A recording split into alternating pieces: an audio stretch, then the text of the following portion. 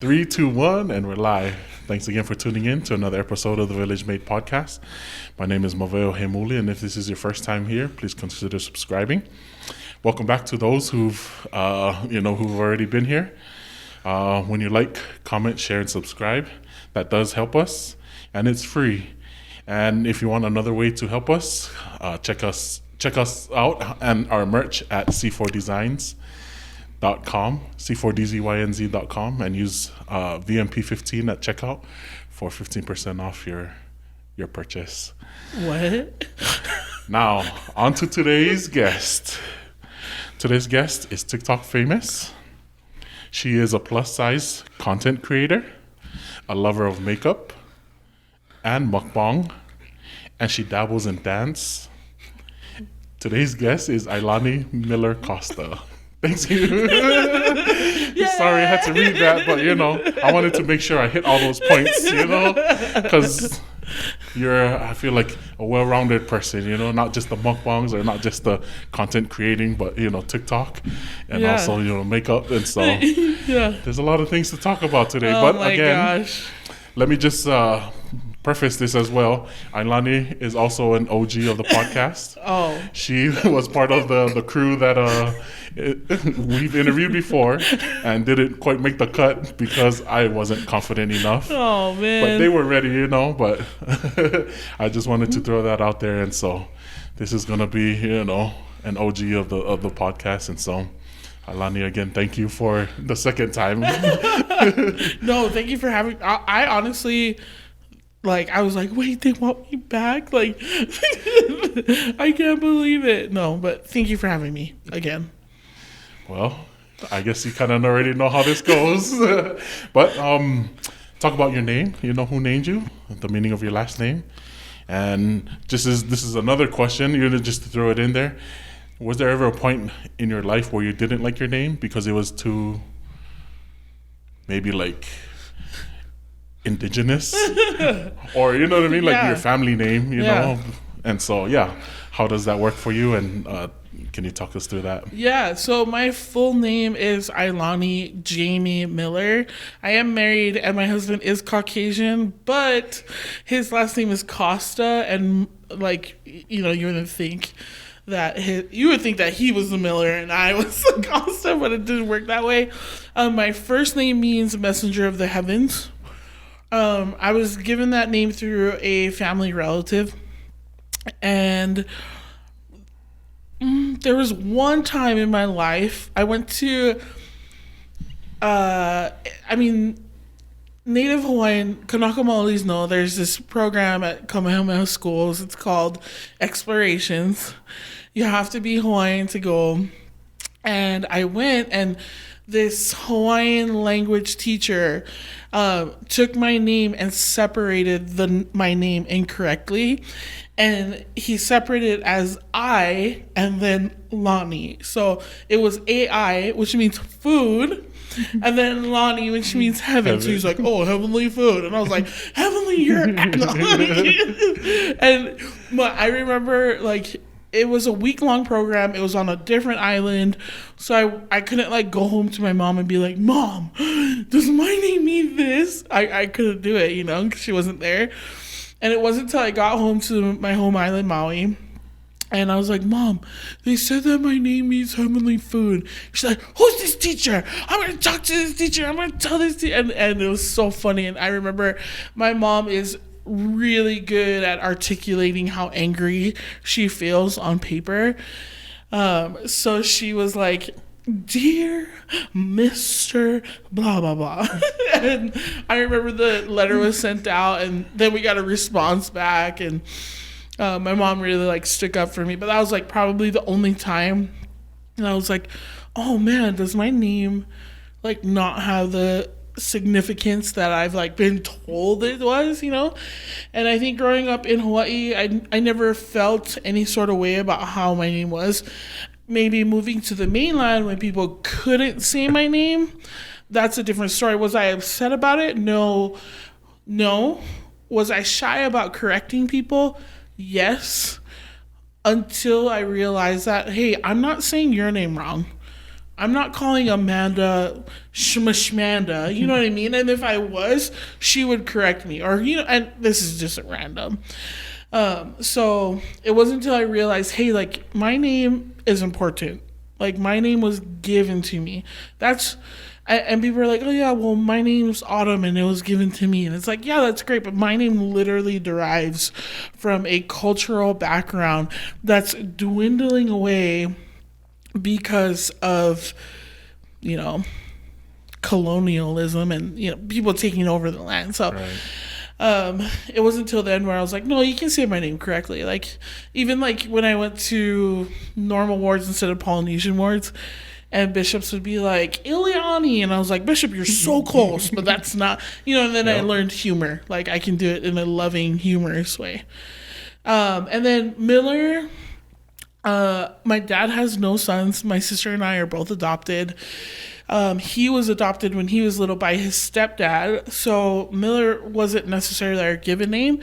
But I remember feeling like if people saw my name on a list, they would just think, oh, some non-Polynesian person just wanted to get fancy with the first name. Right. But then it's probably a white girl because Miller's the last name. Right. And then you look at me and it's like, where's the white girl in this name? You know what I mean? So Miller was hard, but I love my dad so much that representing that last name I'm proud of it. And that's kind of why the reason I have a hard time changing my last name from Miller to Costa. Even though I love my husband so much, I think about my dad every time I'm like at the Social Security office and I'm like, oh my gosh, I need to change it, So yeah, that's the history of my name and history behind feeling confident and not, Yeah, and for me, that's the reason why I ask, people about their names. Yeah. Is because as Polynesians, these names are important, because they're passed on as tradition. And then they represent, like, we are who we represent, right? Our families and our family names. And so I shout out to Dr. Offa, Yeah. She had posted that thing about, correcting these indigenous names. And so since she posted that, I was, like, hey, if you don't know how to say, if you can say whatever these long words that are in English, I'm sure you can put together a few vowels. Like, listen, if you can say supercalifragilisticexpialidocious, whatever, you can see my name. Yeah, just throw some vowels together, and that's our name, And so I think people get nervous, they're like, oh my gosh. And then I think people in their head, they associate that long name with all the vowels to like this like insert of, like a big Polynesian person who's going to beat them up or get upset. So then they rush and it's like, no, don't rush. Like, slow down, pronounce the vowels. It's okay if it's wrong. At least I see you trying instead of Ailani and it's or Elena. And I'm like, what? Like, you just debauchered my name. What the heck? Right, I agree. And so, I know you had mentioned Maui. So was that where you were born and raised? Yeah. So talk about that. I was born on Oahu. Oh, okay. From my birth mother, and then my parents adopted me, and they are born and raised from Maui. Okay. Yeah, so I grew up on Maui. Nice. So on Maui, what was childhood like for you? And then maybe what stands out the most about where you grew up that makes you who you are today? Yeah. Oh my gosh, Maui is so small. Maui no Ka'oi? Is it still Maui no Ka'oi? It is no Ka'oi, for sure. And it's crazy because all my family lives there. Like, my sister and her family lives there. My cousins, aunties, uncles, everyone lives there except for me. Right now, I have a cousin visiting for a couple months, but he doesn't live here, So it's kind of crazy to like not be there anymore. But Maui growing up was crazy fun, always active. Polynesian culture, you're always with your family and you're always with your cousins. So I spent a ton of time with my cousins. They're still my best friends to this day. We still keep in touch. Because I am adopted, I am Hawaiian, like Kanaka Maoli, but I also am Samoan, and I never really registered or understood that I was till I was 18, but everyone around me registered it because I looked so different. And I was always the tallest. I was always like the biggest. Like, I was always I stuck out like a sore thumb. Right. Like, even I lived in an area where the demographic was like Caucasian or Japanese. And like any like native Hawaiians or like Kanaka Maoris lived on a different part of the island. And so I kind of went through this thing where I was like, oh, I thought I was smaller than I actually was. And I was just so tall and not awkward. Just like, I just really thought I was a little Asian girl until I was in high school, So growing up, I think my parents, I know my parents were sold the idea, which I am partially grateful for, that if they get a degree, if they get, really good job, then they're considered successful. So that's what my dad did. He got his multiple degrees. Wow. My mom, worked super hard. She unfortunately didn't, but she had enough education to where people would hire her because she was really smart and she was really intelligent and she got paid really well. So we were sold this idea, or they were, and they would work super, super hard for it. But I felt like I wasn't immersed in my culture as much as maybe some of my cousins were, or maybe some other Kanaka Maolis on my island were. So it was different growing up where I grew up on Maui. And my sister and I look so different because we're adopted from two different families. So that was weird to me too, when people would be like, you guys don't look alike, like, are you guys related? Be like, yeah, that's my sister. And she's older than me, but she's shorter and smaller. So people would be like, are you sure? And I'm like, yes. But even then, it didn't register to me that I was adopted and that me and my sister weren't like blood till I was older. Like, I was going around telling people, oh yeah, I'm adopted.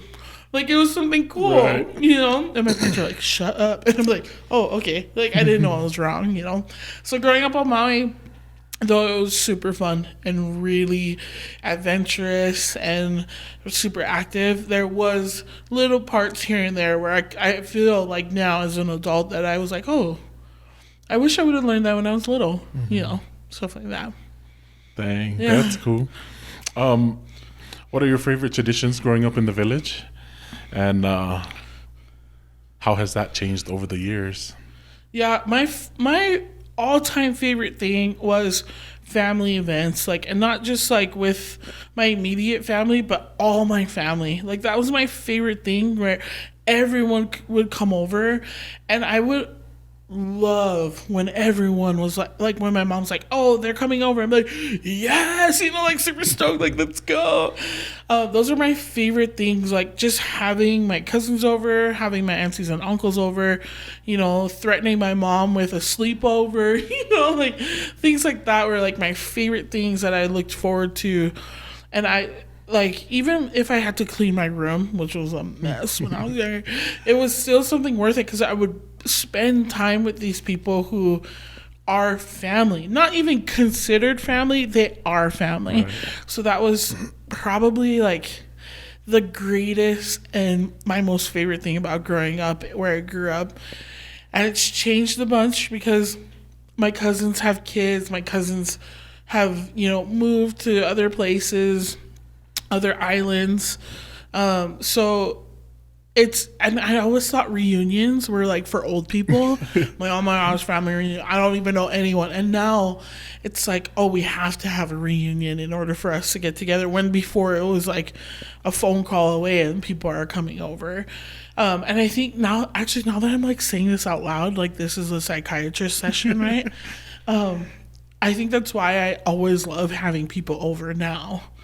Like, I constantly, I'm like, I'm bored. Like, okay, come over, like, or we're going to cook, but we're not going to cook for just 2. We're going to cook for like 50. So who can we invite over? So I think that's a different way of using that tradition now. Dang, I can relate to that, hosting people. Oh, yeah. I too enjoy having And people your wife over. is so personable too. That's the Yeah. thing. And so, man, that's cool. What values and lessons have you learned from your parents or leaders in the community or in the village that would benefit our youth today? Right off the gate, hard work. My dad worked so hard. I know you kind of already mentioned, Yeah. but that's kind of cool that he worked hard and that he got a couple Yeah. degrees, you saying? Yeah, my dad came from a cinder block home from Hawaiian Homes. He came from a family that was kind of broken. And my grandma got remarried and, they had a big family. They had a lot of kids. So my dad didn't really grow up with his mom. My dad grew up with his aunties. And my dad would, still to this day, I can remember, he would tell me, he sometimes would wake up, smoke a cigarette, and then walk to school. You know what I mean? Or he would come home and drink a beer. And then he was like, wait, I want a better life than what I'm seeing. So he would ride his bike all over the island to get to practice, to get to school, work super hard. He was one of the first major volleyball players at BYU Hawaii. It was when it was church college back in the day. He got to travel to Tonga, Samoa, all over. And he was a rascal. He wasn't this pristine prissy boy. He was a troublemaker. So the team was threatened he was threatened not to go to Tonga and Samoa and Fiji. And the person who was backing the trip said if he doesn't go, the whole team doesn't go. So my dad had to go. Yeah, so my dad was like, but it's because my dad worked so hard. So right off the gate is hard work. And my mom and I learned this really early on. I would watch my mom do motherly things in a more feminine, female aspect of life. And I learned that I didn't want to do that. I wanted to do something different because I saw my dad be this hardworking guy. And I was like, I can do that too. I'm going to do it. So I feel like I discredited my mom growing up when she really, really worked super hard to keep the home together. So first things is hard work and devotion. My parents loved my sister and and I think because we were adopted, they treated us like gifts, which was crazy. People would be like, yeah, you're spoiled. And I'd be like, yeah, I know. You know what I mean? Right. And they never took us for granted. So I think learning that too is not taking things for granted and people for granted in your life. Because, sometimes you don't have that opportunity to have those people. And when you do and then you lose them, it's a deep sorrow. Yep. So learn that stuff for sure. And just the capacity to love and forgive. I've seen my parents probably do one of the most difficult things, probably the biggest trial in their life. And they forgive, they moved on, they struggled for years. But it was worth it to them because the forgiveness was so much more than holding on to it and having that, anger pent up. All pent up, Yeah. right. So those are some things that I really learned from my parents. That's amazing. Yeah. And I guess growing up Hawaiian, and being the person that you are today, what does it mean to be Hawaiian to you? And, in this day and age? Yeah, I think so. And no shade to my parents. My dad worked so hard to not be the quote unquote Hawaiian that was portrayed back in his time. Because my parents, because we're adopted, we are a generation after like the generation of kids that they're. If my parents had kids, they would be in their 40s right now, or like late 30s. And my sister and I are younger for them. So when my dad was growing up and he had that struggle, and then also the news, he was born in 1950. So like he is 70 years old. You know what I mean? So when he was growing up, it was the idea of, if you're Hawaiian, you're ghetto. Like, get out of the ghetto. Like, stop the ghetto. Like, don't, like, you know, go towards that. So growing up, I don't think I had a good grasp of what it meant to be a Kanaka. I don't blame my parents for that, because I would have never had the education that I have and the knowledge of outer, you know, like cultural experiences with all these other places. But now, to me, what it means to be Kanaka or Hawaiian is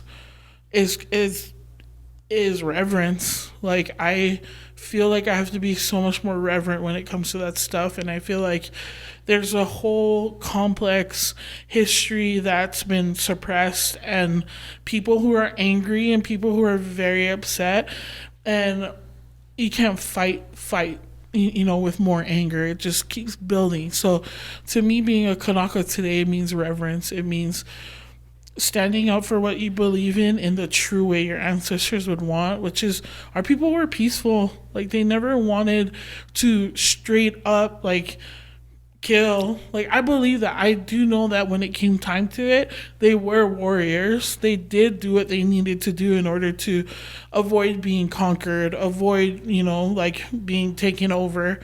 But I don't believe that our people, not just Hawaiians, all our Polynesian people were just like, I'm gonna kill you, you know. I don't believe that. I don't believe that what people like make us out to be as far as savages. I don't believe that, you know. Like, I think that most of our people believe that too, because you see us and you see how giving we are, how happy we are, how much our dance and like form of storytelling is so soft and so gentle.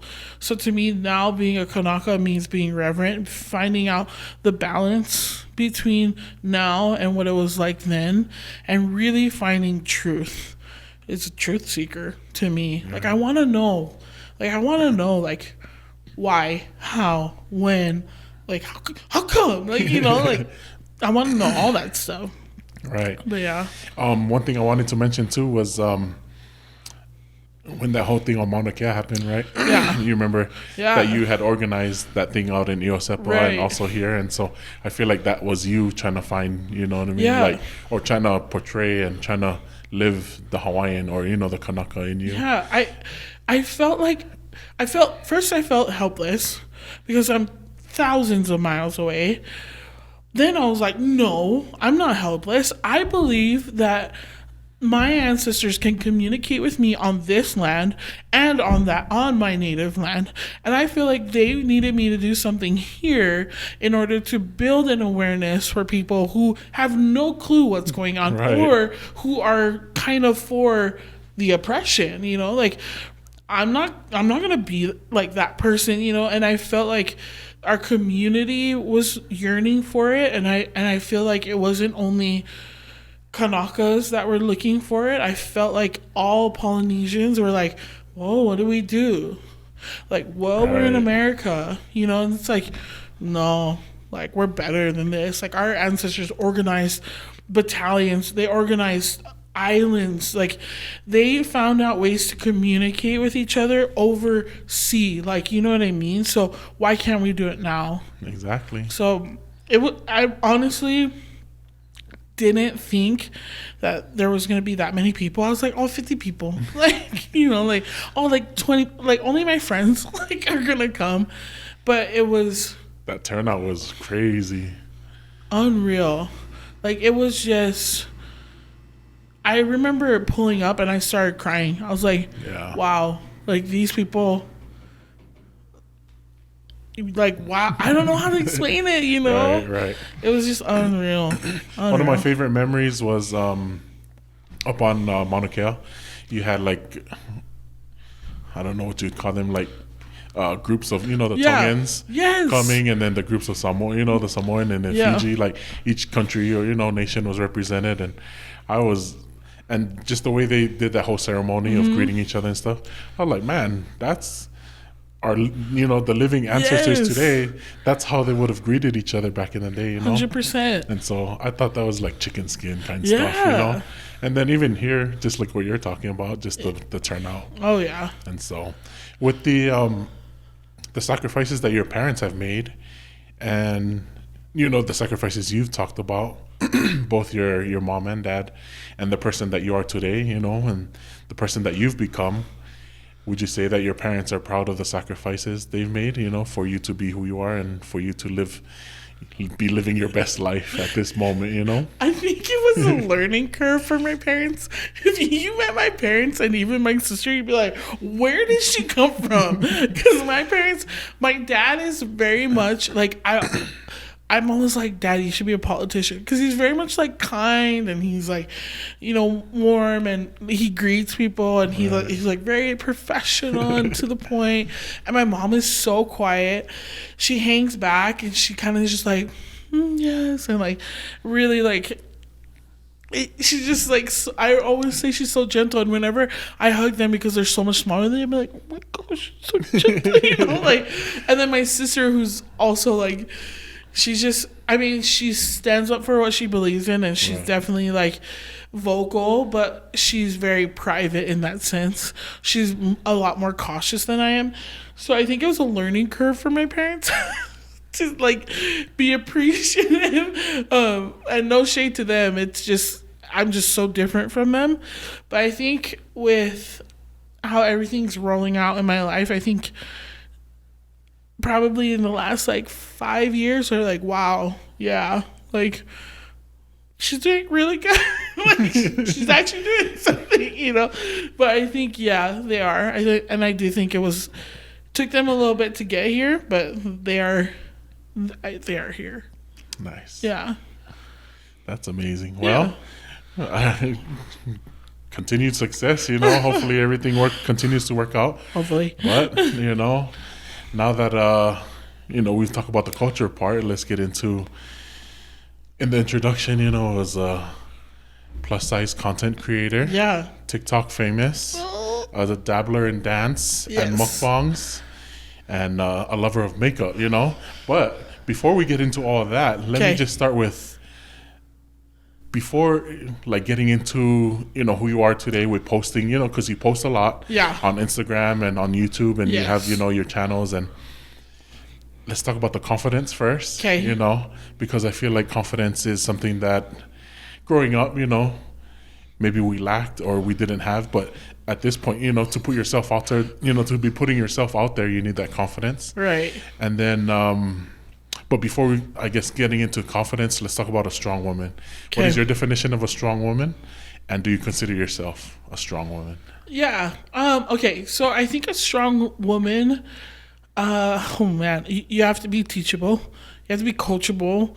I believe that strong women are successors to other strong women, so they see things, and I do think that there is a negative connotation, and maybe some people are like, oh, she's loud, oh, she's bossy, oh, she's whatever, or oh, she's too much, or oh, she's too extra, and I think people confuse it with what a strong woman is. I think that a strong woman is coachable, is teachable, but also like executes. You can be coachable and teachable, but when you hide it here and you don't like execute things, I feel like maybe there might be a disconnect, or maybe, I don't know, like it's all personal, right? But I feel like execution of the things that you learn and teach and how to become better only makes you stronger and stronger, because your confidence builds and builds and builds. Do I consider myself a strong woman? Yes. Both physically. No, I'm kidding. But yeah, I do consider myself a strong woman. I do. I'm like thinking, would I not? Like, am I really? But yeah, I do consider myself a strong woman. And I know you kind of mentioned earlier with your name, not being kind of confident or, building the confidence Right. in your name, but also with what you're talking about, a strong woman, that you do consider yourself a strong woman, but that's because the confidence has been built, Right. Was there a point where you weren't confident? And then how, if you were, if that was true, if that's a true statement, what did you do to build that confidence? And then at what point, did that confidence like exude from you, or like you just like, I'm going to own this and I'm going to be a boss, Right. I don't think I've ever been in a situation where I didn't feel like I wouldn't be able to rise to the occasion. I think I know that there's been situations, but I think as far as like a certain situation, I can't really think of one right now. No, or just in general, I guess, I think, oh man, how do I even begin? Maybe like sporting events when I wasn't in shape. But I think, actually I could say sporting events, like not being, in shape or mentally prepared. I think that kind of like played a little bit of a toll. But I always say this to people. I didn't know that I could not be confident. I didn't know that that was like a thing. I didn't know that like I could hear people laughing at me. Like I could hear my family saying things, but I don't know why it didn't register here to like push me down. I don't know why it didn't. And I'm super grateful for it. I think now I'm a little bit more aware of people saying things and feeling some type of way, and then maybe feeling a little quote unquote insecure or not as confident. But then I always think like, well, you're not going to do it, so don't complain, or like don't watch, Right. So I couldn't tell you where there was a point where I was just like not able to feel like I could do something. And my dad always put that in my head because he was like, when I was like 4, he bought rollerblades, and my sister like couldn't get it, and she would stop and go in the house and do what she wanted to do, and he would stay outside because he was like, you refused to stop, like you refused to not get it. And he said I would go back and forth from the door to the car because we had a garage, and then the door back to the car to the door, and then he was like, you would put up these obstacles, then you would go from the door to the back of the car, and then back of the car back to the door, and then you would go to the driveway, and I would go out. And then he said there was one point where I took down this big hill that led into our driveway, and he was like, I knew you were scared because I could see it in your face, and he was just like, but you just did it. And I think that's like just been my whole life, like I'm just doing it, and like I have fear. Right. I think it's natural for everyone to have fear. Yeah. I think if you didn't have fear, it expressed that you didn't want to be good, or you didn't want something to be successful. But he was just like, you had the fear, but you just kept going, and you did it. And then when you figured out you could do it, you figured out a new thing to do, And then he was like, and that's when I knew I was in trouble, because he was like, I knew you were just going to keep going and toppling over things and just figuring out ways to make things happen. And I was like, wow. Well, you're welcome. I guess it just reminds me of the difference between failing and failure, right? Right. Failure is when you quit, but failing is because you're trying. Right. But then you just keep getting up again and just keep going, Yeah. And that just kind of reminds me of, just with the different things that we're doing, Yeah. For me being in the podcast, and for you doing your, whatever you're doing with the YouTube and you know what I mean, all that stuff. But we just keep going, we don't know what we don't know, but at the end of the day, we're just going to keep going, And you look at it, in hindsight, or even where you're at now compared to where we were, like you're like, oh yeah, the OGs, the unpublished episodes. But then you look at that, like the key thing that you said, like, I didn't feel as confident then, and look at you now. Right. You know what I mean? Like, that's for your old self to say that to where you are now. Right. You kind of look at your old self and be like, "Are you sure? Like, are you sure I'm gonna be able to do that?" Right. And then you're here. and you're like, holy crap, I'm doing this. Yeah. Like, I am freaking succeeding. And, it goes like this. You got your ups and downs. Yeah, for sure. But you look at it now, and you're like, wow. And then you're like, what more can I do? Like, let's do more. Exactly. Like, let's figure this out. And that's kind of where we're at, right? Yeah. Both me and you, But I guess in talking about this confidence, Yeah. and then it translating into, what you post on Instagram and posting on YouTube. Right. I don't know if you have gotten like negative comments, but if you have, how do you deal with those? And then does that hinder your confidence at all, or is that just builds your confidence? Yeah.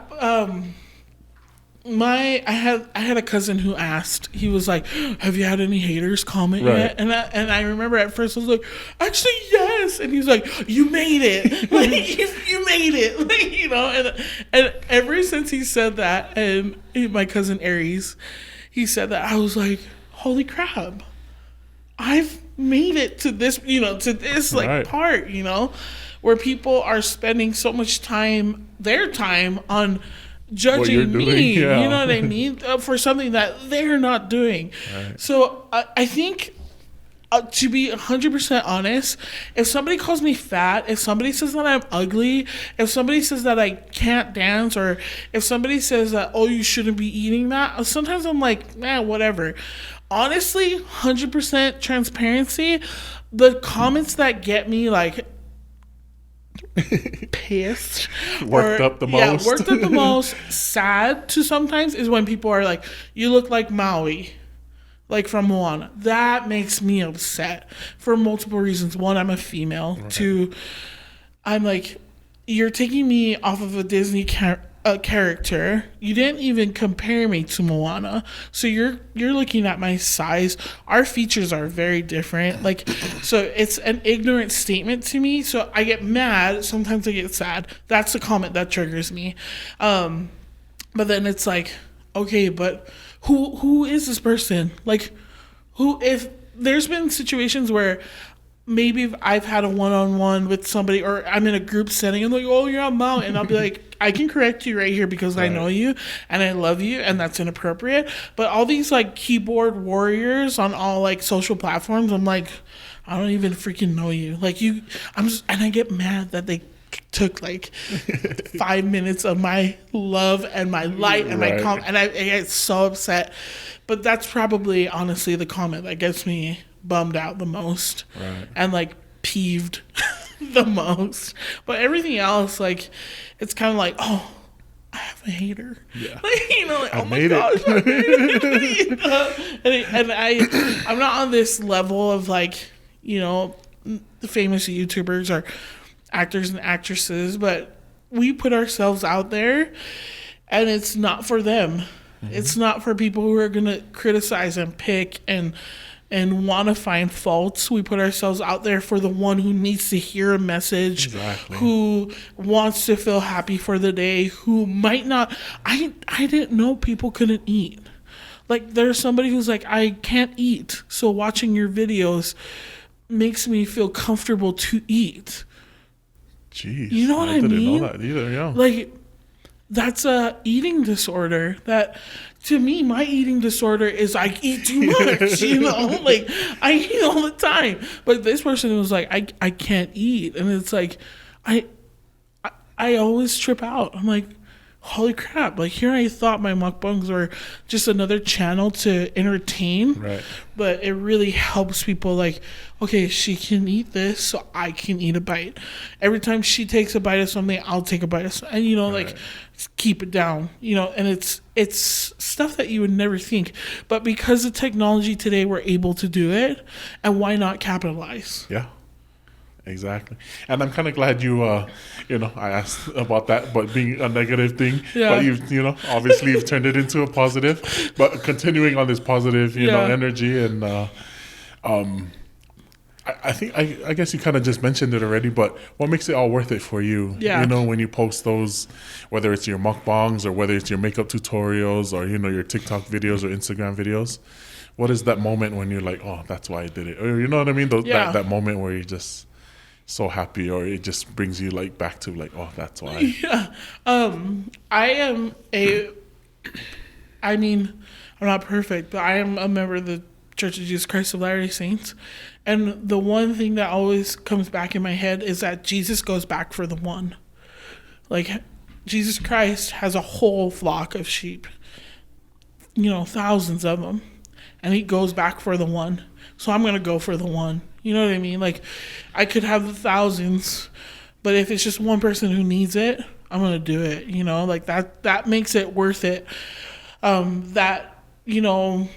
and hours of time and, effort makes it worth it. And also representation. Like, who else looks like me out there? You know what I mean? That's what I always say. I'm like, who? Show me one person. And then, who? Like, I mean, Veronica Pomee is beautiful, but we don't look alike. She's a little bit lighter skin than I am. She's like symmetrical, like facial wise. She's beautiful. Like, absolutely, she should have all the success that she puts out because she is that, fits that. And I'm just like, who looks like me? Like, show me one person that looks like me that's kind of famous besides Maui or besides, like, you can't even compare me to The Rock. Like, we don't look alike. What female Polynesian out there looks like me and is like shooting it out there? Like, even Paris Goebel, like, she probably is this much, her and I look alike, but she doesn't have hair, like, her creative expression, like, she shaved her head, like, you know what I mean? Like, what bushy hair, no, I'm not gonna say that, what curly hair, like, female plus size out there is out there like that, like, not even aiming, is there, like, at the level of The Rock or Jason Momoa. Who? Where? I don't even know. Me. That's who it is. I'm going to get there. And at that point, why not you, right? Yeah. Why not you put yourself out there, or why not you be that? It just takes one person, right? Yes. For others to see, especially our Polynesian people. 100%, yeah. And then that way be like, oh, if she can do it, I can do it too, Yes. And also, I feel like that's your uniqueness, right? Our Polynesian, our culture, what we bring, that's what makes us unique. And that's what I feel like... the vanilla culture, that's what sets us apart, It's just us and who we are and what we do, and just kanaka-ness that you and so, just talking about Paris Goebel and dancing, how did you get into dancing? And you know what I mean? Like, how do you pick which dance to go after or, to memorize and learn? And then, do you ever... when recording a dance, you'd be like, you scrap it all. You're like, you know what? I don't want to post any of this. And then how many takes? You know what I mean? So how did you know? Just talk about talk about just the creativity around the dancing part. When I was little, I remember this like it was yesterday. My mom had this, the old school tape recorders, you press play, you can rewind. She had this old school mix, and they never really played it, but I remember it was a Boyz II Men song. I think it was Motown, and I would rewind it, and I would play it again, and I would just dance. I don't even know if it was good. And then I remember watching something on my cousin, like at my cousin's house, and there was a break dancer, and I was like, oh my gosh, I'm gonna do that. And I remember I played that song, and I started to break dance. This chubby little girl trying to break dance in my living room. And my mom was like, what are you doing? Comes from behind. And she's like, don't do that. And she didn't know what it was either at the time. And I remember like laughing. And then I was like, made me feel good. Like, it just made me feel good. Right. Like, I was having so much fun. So I would never really dance at home. And then, you get into middle school and they have dances, and I just remember watching, like, making the video and, like, going to all the, these dances. And I remember, like, oh my gosh, I love to dance. And I loved being in the center of the circles and, like, thinking that was so cool. And then my mom and dad bought my sister and I Janet Jackson tickets. Oh, nice. In Hawaii at the Blaisdell Arena or the Aloha Stadium. And my dad dropped us off. We got out. We were like on the floor seating. There were seats, but it was like on the floor, like right in front of the stage. That's cool. And it was me, my sister, and my mom. And I remember that concert, and I like everyone started standing up on their chair, and I was like, I can't see, and I really wanted to see her perform. So I stood up on the chair, and I just remember watching the dances. And even like after, I would watch the music video and try and get the dances down. And I swore after that day that I was going to be a backup dancer for Janet Jackson. And then Missy Elliott hit it big in my high school years, and I was like, I swear to you, I promise you, I was like, Mama, I'm gonna be Missy Elliott's backup dancer. And I just kept dancing. So and college days came, and well, even in high school, there was this thing called a snake dance. And like everyone was covered, and you held like this cover, and you had to come up with this routine, and it was class against class. And I remember I was like, man, nobody's cheering for us. And I was the butt end of the snake. So I remember I was like doing toe touches, I was like doing the splits, and just hearing everyone like, oh my gosh. And I think everyone was shocked because I was so big and I could move that, I mean, I wasn't even big back then, but to them. And so I just loved that feeling. I was having fun. People loved watching it, so I just kept going and going. College days, same thing. Singles award, dance competitions, all that kind of stuff. And then, like, TikTok came out, or even on Instagram, I would still, kind of dabble. I was, like, trying to push makeup, trying to push mukbangs, and everyone, the avenues were so heavily concentrated with people doing it for years, or people who just like hit viral real quick and got pushed out. And I remember I did one dance video on Instagram, and it got pretty good traction, and like I kept doing it, and then TikTok came out, and I was like, okay, I'm not gonna do those dances, I'm gonna do my own. And then I was like, how can I make this catchy? And my very first viral video was me dancing on a treadmill. And it was like Treadmill Thursdays. And the first viral video was to a Lizzo song, and it caught on fire, or what I thought was on fire. Right. So I was like stoked. I'm like, oh my gosh, let's do this. So then I would do it, and then I kind of like lost a little traction.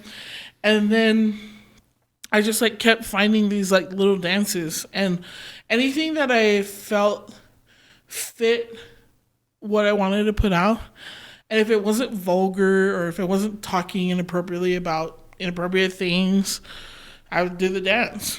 And then I got into the comedy part of TikTok, and then combining it. And I choose things that I feel like will be catchy and will hit, and it fits my body, and I can move. And there hasn't been anything that I feel uncomfortable doing, but I do put in the time for it.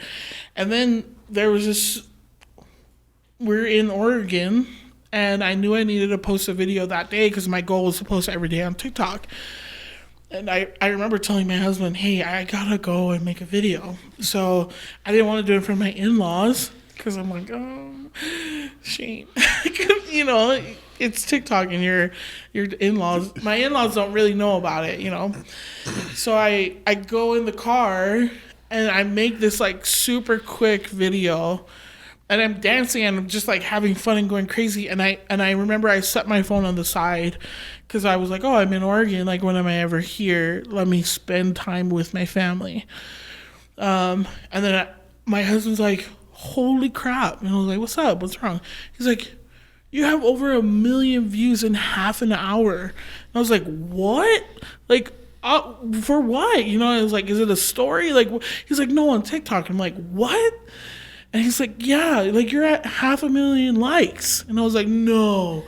I hop on TikTok, it crashes. Like my inbox just kept going. And I was just like, wait, like this is the simplest thing I've ever done. None of these like 1 and 2 and 3. It was just like playing around kind. Right. And I was like, this is crazy. And I thought it was going to end there. And it just kept toppling over and over. And before the night ended, I hit 1 million views. And I was almost at 1 million likes. The next morning I woke up, I was at 2 million views and 1 million likes. And I was like, oh my gosh, I'm quitting my job. All jokes. But at that point I was like, wait, what? And I was telling Nay, I was like, we talked about this. You know, we talked about what we wanted to do. We expressed, hey, this is what I'm going to do. This is how I'm going to do it. And then everyone was like, oh my gosh, yes, please do it. And then you get there and you're like, wait, this is what I've been talking about. Holy crap. Like, really? Are you sure I'm here? You know what I mean? Like, and it's just it was crazy. And it still is crazy to me. Like, I look back at that video and where it's at now, I'm like, people are still watching this? Like, it's boring now. You know, like, it's right. I'm grateful for sure. I don't want to come off ungrateful, but it was mentally, I still can't wrap my mind around it. Still, to this day. I'm like, no, I'm just regular schmegula, right. You know? So, after that post blew up, you know, the one that you're talking about, yeah.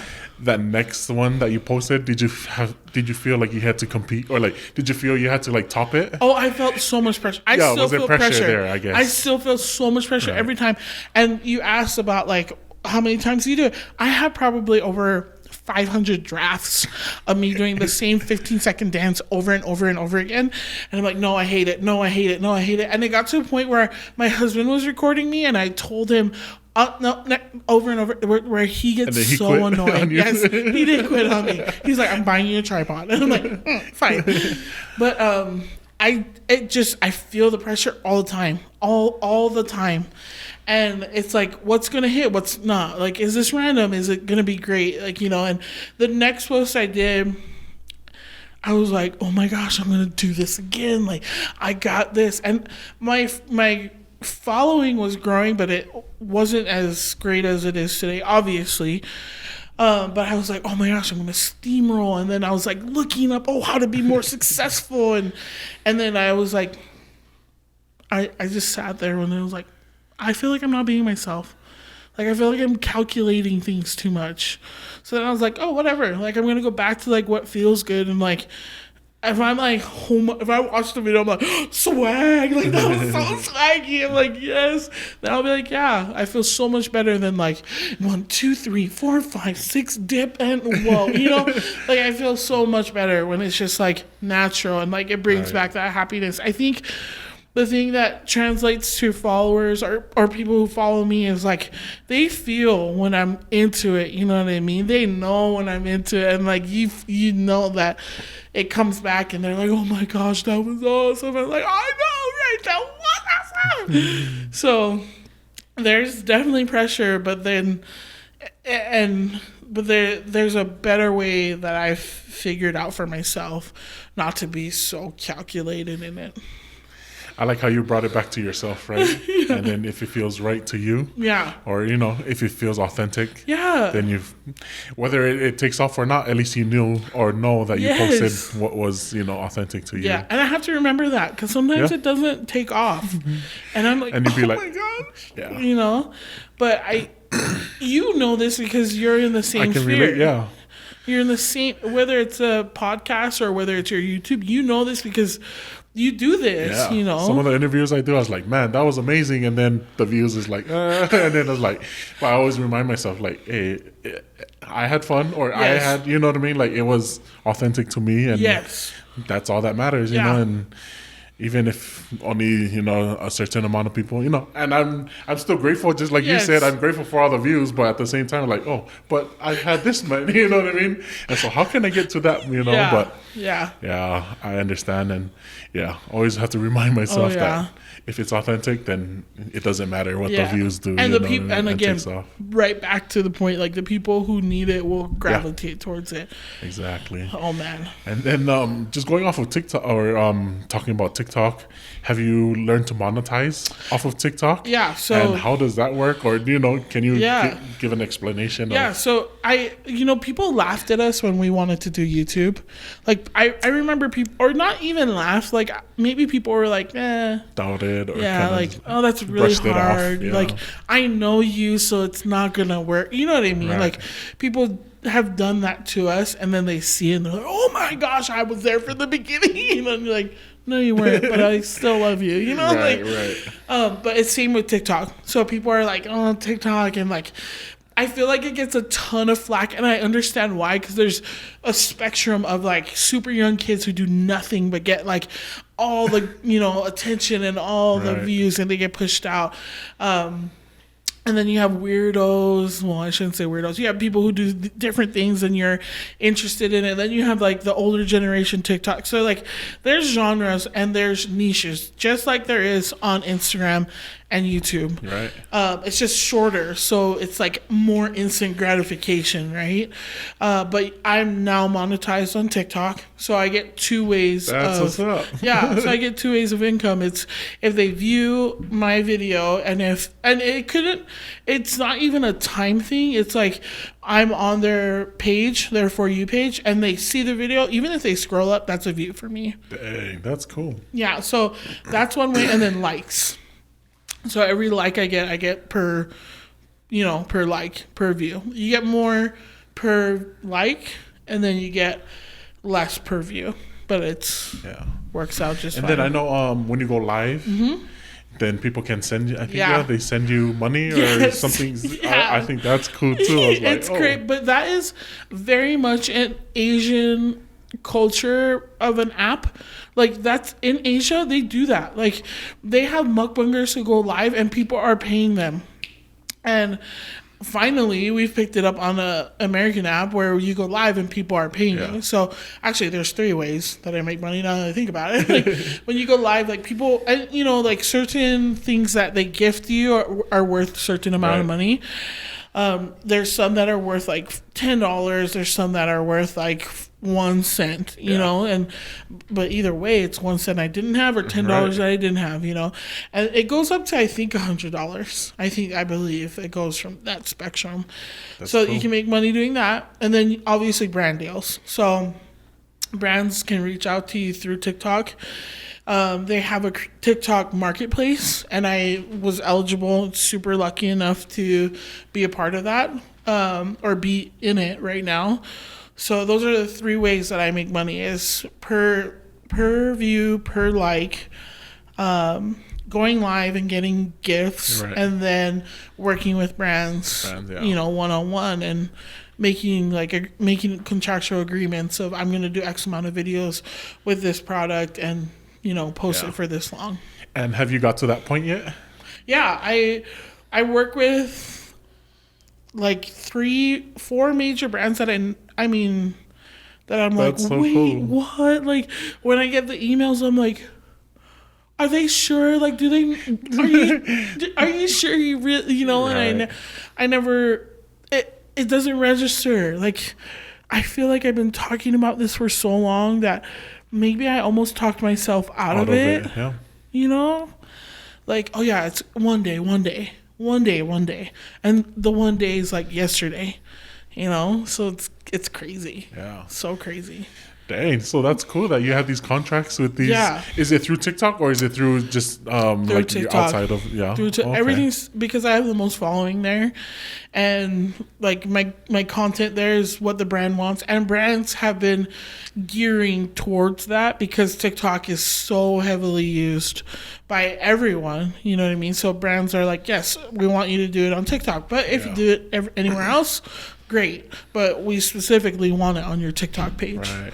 So I was like, okay, cool, great. And then, what are your thoughts on this whole banning? Like, I feel like every 2 weeks we get all like, oh, it's going to be banned this Sunday. Or, every 3 weeks, maybe a month. They're like, it's banned. President said it'll be banned. And so, and then it's does that give you anxiety? Or like, the first time money, I cried the first time. I was like, oh my gosh, like my money is going. No, seriously. My way of making. Yeah, my way of making money, my way of entertaining that I finally found to be successful is being taken away from me. And I was on a live. And people were sending me money, and I was like, no, I'm not crying for you to send me money. I'm crying because the disconnect. Like, I think I was at 80,000 followers at that point when they first said that they were going to ban it. And I was like, I can never connect with 80,000 people like this again. And like, so dramatic. But I was so upset about it. And then it didn't. So I was like, okay, control your emotions. Like, what's going on? Right. And then the second time it happened, and I was like, you know what? I'm okay. Like, I'm going to be all right. Yeah. And then the third time it was going to happen, and I was like, well, I made money here. Hopefully it'll translate and people will still want to work with me. But because of TikTok, my numbers everywhere else went up. That's so cool. Yeah, it translated. And it's not to where it's like the same amount as my TikTok. Like, there is definitely a heavier following in TikTok, but everything else has like pushed more to where like still brands can reach out to me there, and like YouTube, I can finally be considered, for that kind of stuff. And that's the biggest goal is YouTube, because once you get YouTube, it's a bigger paycheck. Right. Like I always say that TikTok is the baby of YouTube as far as monetization. Mm-hmm. Like, you get little stuff here and there, you get really good brand deals, but YouTube is the bigger check. Yeah. So it honestly, if I didn't get that push from TikTok, I think I'd still be under, the 1,000. So. And just throw it out there. What brands would you want to work with, or what are your dream brands? Whether it's TikTok or not, we can just pick and choose to work with. And I think our culture has taught us. Actually, I know our culture has taught us not to ask, not to... That goes back to the confidence. Yes, not to want, not to put yourself out there.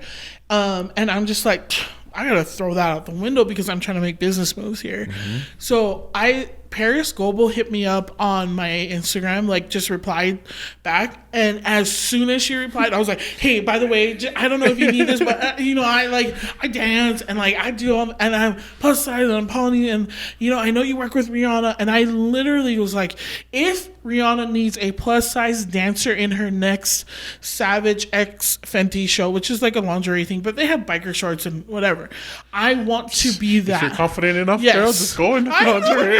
Okay, Rihanna. I'm here. But I'm like, if she needs it, I will be there. And she hearted my comment, and I was like, so it's in her mind. It out there. Yeah. Like, I know she's seen it. You know what I mean? I know she knows it's there. And do I think that I'm going to be on the next show? No, because it's October 2nd, and they're probably already rehearsing. But do I believe that I'm going to be on it soon? Yes. 100%. Like, and people in our culture are like, oh, like, I'm gonna just do this for this. Talk and about like, it. I'm just like not gonna like this. I'm not gonna post it because this is just for me, or right. I don't know if I can because of like what people will think about me. And now I'm like tagging brands that I want, that I'm putting it out. It's like another form of affirmation. It's just like physically like, hey, I'm poking at them. Like, maybe this is not culturally correct for us, but like, if I want representation to happen, I'm going to do it. Like, I'm not going to ride a coattail. Amen. I'm not going to like sit back and just hope that it happens to me. I'm going to push for it. So get it. Man, that's powerful. And I think just in confidence, it's not only like an emotional feeling, right? The confidence, but it's also like a physical. And speaking of our bodies, right? Yeah. And I know it could be it's cultural, and it's because of the church, right? The church, the gospel that we grew up in. We're not supposed to like show our bodies, or like wear hoochie mama clothes, or take our shirts off for guys. But right. I feel like if you're confident enough, if you build body confidence, then it doesn't matter. You know what I mean? Like these things. Yeah, I don't know, man. It's just a whole nother thing that we could go down, but it's just like. Yeah. Also, too, teaching. Yeah, never mind. We won't get into that, but I know that you don't want to touch the subject, maybe because we will go down a rabbit hole. But I will say this: I think that there's a difference between wearing something and putting that vibe out there. Like, I want to be overly sexualized, so I am gonna wear this because I do want that type of attention. Right. And then I always, even to when I was younger and I was growing up with people who weren't members of the church and who weren't Polynesian who would wear the swimsuits that would show their butts. You know what I mean? They weren't putting it out there. They just didn't want an uneven tan. You know what I mean? Or they that's just what you wear to exactly. the beach. You know? I even coming up here, I didn't know that when you go to a pool, you're supposed to wear a shirt and basketball shorts as a female. So I was that confidence. Yeah, I was that Polynesian girl who was in a swimsuit plus size, like just thinking it was normal. You know what I mean? So I think that, like, I do believe that my body is a temple. I do believe that it's sacred. I don't share that intimate side of my body with everyone. But as far as me being comfortable as who I am and wearing certain things, I'm not putting the vibe out there that this is for everyone. Exactly. There's a difference. Yep. And I think culturally, I'm never going to ask our people to be okay with it. But I am going to ask an individual female if she could, would she? Not because she wants that hoochie mama attention, but because she feels better. She's confident in herself. Yeah, I will ask that question to an individual. So yeah, I think also too for our males, you know. Yeah, we gotta teach the males that you're not, you know, or like when the girls wear something. Yes. The parents usually tell the girls, "Oh, don't wear that because of boys." Yeah. That's not the boys' fault. I mean, sorry, it's not the girls' fault. Sorry, No, it's not the girls' fault. Yeah.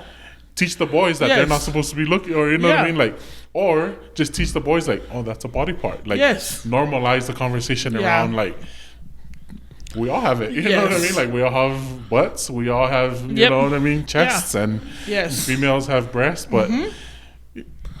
That's what God gave us, you know? It's an exchange of an adult conversation. And when people are like, well, that's an adult thing, it's like, okay, but when kids get into these situations because the world is freaking sick, when kids get into these situations, they don't know that their private part and what's happening to them is inappropriate till they're older, and they're like, wait, oh my gosh. Yeah, exactly. And then trauma, you know what I mean? Like, so it's a adult conversation for kids that can be for kids. Like, you can teach a child, like you can teach a child correct principles. That's what you're doing, you know? But you're absolutely right. It's not the female's fault. Like, oh no, don't wear that because all the guys are good. You know what I mean? Yeah. And so, it's just kind of crazy. But at the same time, your confidence, you know, because I want to say a couple weeks back, you did a fashion show. Yeah. You know, talk about that and what that experience was like for you. Was that your first one? And talk about who organized it and, you know, that kind of stuff. So it was a plus size fashion show. It was like the first ever where it was just strictly plus size, you know, and it wasn't even only plus size females. It was a plus size male, female, gender, you know, whatever you identify with. It was put on by these wonderful females, Ashley Alva'a, Nessa Alva'a, Pookie, and Liv. So shout out to them. I know, huge shout out. They're a small team. Ashley and I have worked together on multiple makeup things. We've done a Q&A session, and we follow each other. I like everything she does. I'm a huge fan and I support her, but you know, double tap, comment, all that kind of stuff. And she was out there doing her thing, and she felt passionate about this, and she found a group of girls who were comfortable, like in the sense of just pushing forward. So shout out to them and like finding that, because that's hard.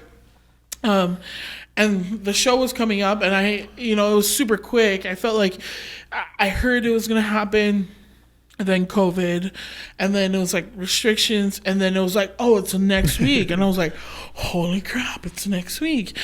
And this is me thinking in the sense of who I was maybe like a year ago. Like, hey, I messaged Ash. I let her know, hey, like, if you need help, let me know what you need help with. Me thinking, oh, I can set up chairs. Or like, oh, do you need, you know, like, I don't really want to do makeup, but do you need help, like, you know, cleaning? You know, do you need help, like, setting up a food table? Like, just stuff that I'm normally, like, thinking of doing. And then she was like, actually, can you open our show? And I was like, oh. And then she was like, actually, can you do a dance before we? And I was like, And it was like, and then can you just walk the rest of the way? And I was just like, yeah, like, and I was like, oh yeah, sure, not thinking anything of it, not thinking twice.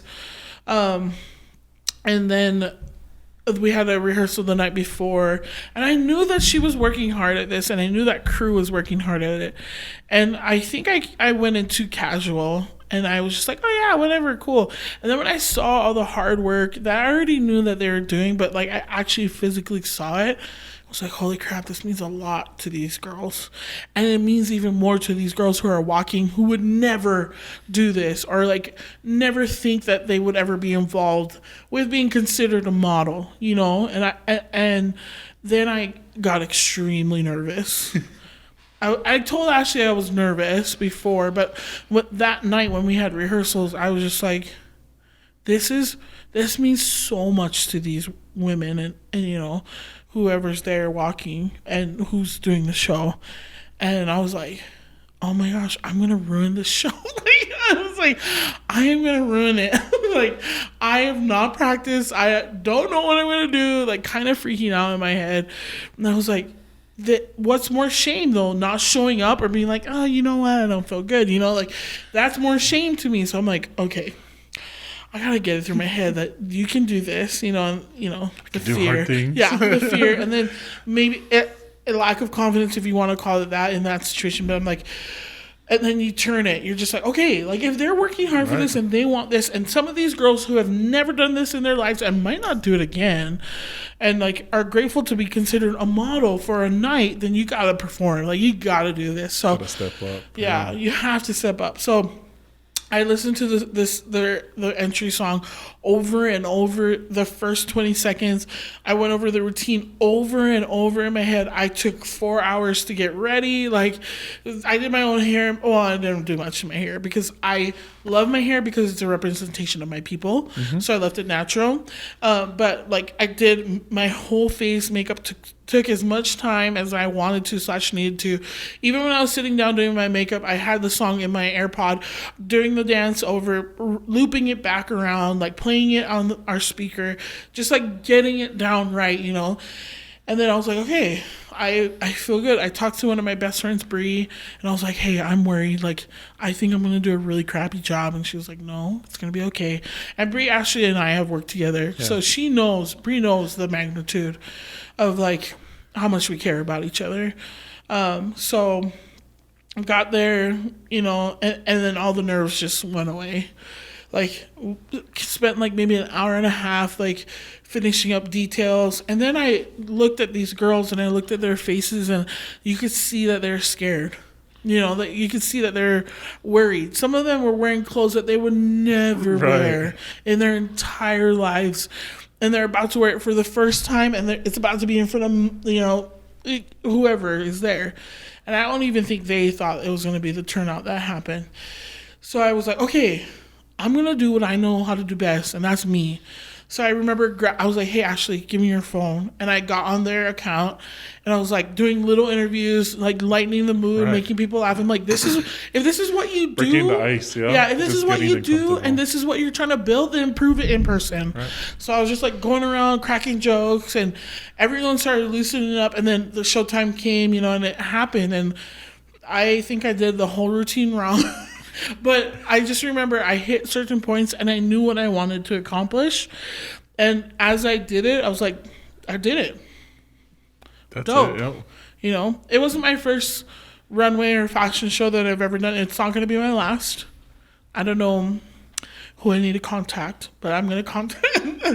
But it was really awesome to see people who never thought they would do it, people who might not do it later, or, even the people who were in the crowd to just be stoked that it was happening. I'm glad that, to see more of these things happening for our Polynesian people, you know? Yeah. Just like you're saying, these people who would never have dressed up in those things, or just people who would never even showed for this kind of stuff, But it's just our people need representation, and these things offer a little, of a little glimpse into that, and, just expanding our horizons and expressing ourselves. Right. And so, I also wanted to cover Auntie Beloved on YouTube. Isn't she like hashtag goals, you know, on Yes, YouTube. yeah. And so, yeah, I've seen your mukbangs Yeah. and seen, you know, the beloved sauce. Yes. So, yeah, can you talk about that, the beloved sauce, and then also like mukbanging and Oh my how'd you gosh. get into it, or you know what I mean? Like basically what the premise is around that. Maybe Yeah. for those who haven't heard of what it Yeah. is. I honestly, I'm trying to think how I got. Oh, it was because I was tired of doing makeup. And editing a video for makeup is the worst. Like, I've done, you know, makeup videos with Nay, and we haven't gone into like step-by-step detail yet of certain things. And that's what I was doing, and I was getting tired, but I knew I wanted to do it. So I was just like, okay, I gotta break it Push up through, somehow. yeah. I gotta break it up, and I gotta push through.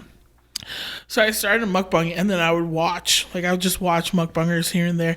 And then I found B-Love, and see, B-Loves is what I call her. Yeah. And I was like, she's outgoing. Because usually, like, the mukbang community was like ASMR, like really quiet, Yeah.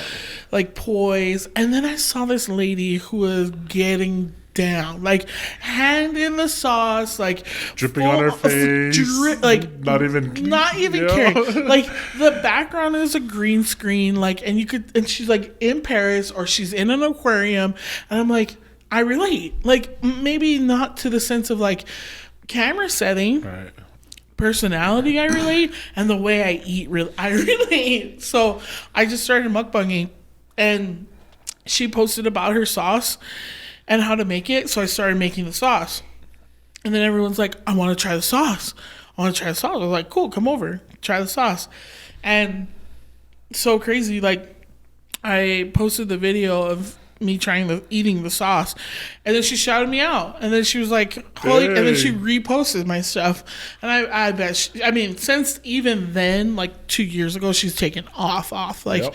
she is just like, she has her brand, she does what she does, and she just pushes out, and just super successful. So I just started doing that, and then I was like, oh, I don't only have to eat seafood, because she wasn't only eating seafood. Yep. So then I would eat everything, and then I was like, I could do this. I could really do this. And yeah, she made her own sauce through Amazon, kept buying them, kept making it, and then just I collab a lot with my friend Sean. Shout out to Sean. Yeah, we've watched his his one as well. Yeah, and Sean has got amazing quality. Like, he is more attention to detail than most of our friend circle that does YouTube, you know. He's really what's the word that I'm looking for? He's really aware of the things that he puts out, and he's just, so I would collab with him, and every single time I'm like, you make that look so good. So I just kept doing it, you know, and that's where the mukbangs come from. Yeah. So yeah, my wife and I we watch a lot of when it was yours, and we watched not Kalani, sorry, No, Sean's yeah. Sitake, you know, especially when he would go Disneyland. Yes. And so yeah, that was some good when Yeah. we're watching that kind of stuff. But yeah, man, Auntie Beloved, that would be like, you know, because all she Goals. does now is just travel. Yeah. You know, to wherever she goes, and then she just mukbang or just eats, and like, we eat every day. I know. Might as well record it and that's then what make she money said. from Yeah, it. You know, and that's exactly what she said. She was like, I eat breakfast, lunch, and dinner. I eat a snack. I eat when I'm hungry. Why not just turn the camera on and talk to the camera? Yeah. You know, like, what's the difference between you and I talking and me and the camera talking? The camera doesn't respond, right? But like, you can, like, you know how this is. You almost feel like the conversation just happens, and you know how you're gonna react because it's just who you are, you know. Yeah. So same thing with the camera. exactly. And at the core, I think of all this is just remembering that it's your personality, right? Yes. Not only for yourself, but like for her, you know, for Sean. Yes. You know, that's the uniqueness that we all bring individually. Yeah. And that's what, you know, sets us apart. And so, Yeah. That's why when people are like, do you really think you're going to be successful? I'm like, yeah, because somebody's going to gravitate towards me more than they are to Sean, but then somebody's going to gravitate more to Sean than they are to me, you know? So there's different like facets of people to get entertainment and feel connected, you know? Yeah. And I think people equate it to like, oh, your social media. It's like, no. People are connecting themselves, you know? People feel comfortable. People are finally feeling like they can be themselves, you know? So it's like, no, don't hate on it. Like, see where people are coming from before you start bad mouthing social media, you know? Man, well, I've enjoyed this conversation. This has been a really good conversation. I feel like I talked too much. Cut the whole thing. No, but this is what it's all about. It's about you sharing your story, you know what I mean? And just kind of going back to what we talked about earlier, I kind of cringe, you know. Every time I talk about like my earlier episodes, I always kind of... Especially like from the beginning, those unaired ones are like, oh, I don't even want to see those ones, you know. But just even from the beginning with Sifuz, because he was the first one that came out, I was just kind of like, what are you doing? You know what I mean? This is like hard to watch. But you know, the confidence builds. Like what we're talking about, just the confidence builds, and the more you do it, the more practice, you know. And because we even though we're failing, but because we're trying instead of failure because we quit, you know? Right. And so we just haven't quit. And so, you know, it's going to be a long time before we quit or, you know, before you and I quit. So, yeah. I guess just the last question to wrap all this up. Okay. Before I ask some rapid fire questions. Okay. What do you want your legacy to be? You know, because we talk about the village, you know, being village made, and a lot of the village, we talk about our ancestors because they left a legacy for us. And what is our contribution to that legacy, you know, our family legacy? Yeah. I want to continue the legacy of hard work in my family. I also want to leave the legacy of, thinking about it now, everyone in my small town or village would say that our family was creative. I want to leave that as well, like constantly create. I want to be able to leave a legacy that people know that I'm Polynesian. Like, it's not a question. Right.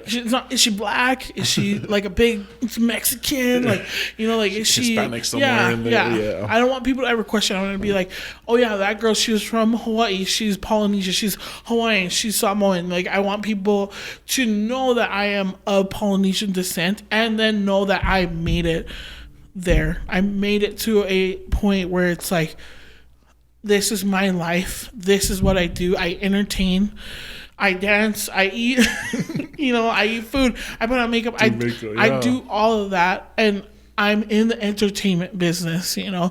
And maybe one day she's an actress, or she is a dancer, you know what I mean? Or she's a comedian. She's on Fenty. Or what you're talking about, Rihanna. Exactly. So I want people to know that I made it there, and I am Polynesian. Like, I am a Kanakamoli. I am a Samoan. I am a person who comes from a tiny island with, like, less people than right here in Orem, you know what I mean? Or Provo or Utah or wherever. And I made it, like, against all odds, against everything that people say is beautiful, is considered correct, etc., so forth, that I made it. That's what I want to do. Drop the mic and walk away. No, man, that's powerful. You know, especially for a younger generation, the youth coming up, especially the females, you know, they need to be hearing. Not that they need to be, but, you know, we need to add to their confidence in a world that's taking away from their confidence, you know, with the social media, what is it called? The keyboard heroes, or, you know, the warriors. Twitter fingers. You know. But, you know, it's good to hear other people, especially our own people, you know, giving back to them. And so I appreciate you, you know what I mean? You too. Giving your time. All right, so let's just get into it. Okay. What takes up too much of your time? Oh my gosh, I knew this question was going to come. What is TikTok? What do you wish you knew more about? How to get in better contact with people in the industry, fashion wise, show wise, booking gigs wise. I wish I knew more on how to do that, and I am going to learn more how to do that. What or who inspires you? Man, just even this conversation, my parents. Nice. And my husband. No, that's not a question. My husband for sure. And Periscope. Well, let's take a moment here and, give a shout out to the husband, Yes. We, like we talked about earlier, Yeah. without both of our significant others, none Yeah. of this is possible, what Yep. we're doing, because they support us. Yes. What are some things you had to unlearn? Being overcritical. What's your favorite book? The Book of Mormon. What's special about the place you grew up? Oh man, there's a vibrancy in the land, and there's a connection to a greater purpose than just existing. What have you only recently formed an opinion about? Politics. What's the luckiest thing that's happened to you? Finding my husband. There you go. Nice plug. What song will guarantee to make you dance? Oh my gosh. Anything old school, from like Boyz II Men, Luther Vandross, to even nowadays Doja Cat, to freaking Vistoso, Delirious, like anything like that. Most any music. What are you looking forward to? What are you most looking forward to in the next 10 years? Being successful, being in a fashion show, like a major one, being in some sort of film or movie, or booking more gigs, moving, conquering, and being represented. That's a lot. That's what's up. And a family. What could you give a 40-minute presentation on with no preparation?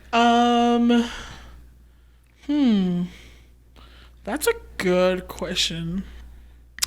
I feel like makeup, the Church of Jesus Christ of Latter-day Saints, food, and how delicious it is.